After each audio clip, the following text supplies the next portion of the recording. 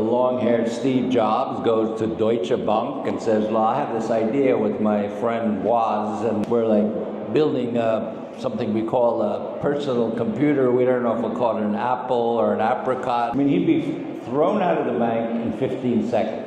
What has led to stagnation in innovation in Europe compared to both Silicon Valley and also China is that we have a completely fractured financial market. What we need is a united capital market. If you are a startup in Europe, it's likely that 70% of your capital just still comes from within your own nation. I remember the last year as president, there was a young guy, he was 22. I read in the newspaper he got in a small investment in his company when he was at the university, that kind of thing that I would try to promote. I called him in and he said, yeah, well, I'm sorry, but I'm moving to the United States in 2 weeks. I said, why are you doing that? He goes, you can't get any real investment in Europe. 5 months later, he'd already gotten, I think, $5 million invested into his startup, and 3 years later, he sold it for $100 million.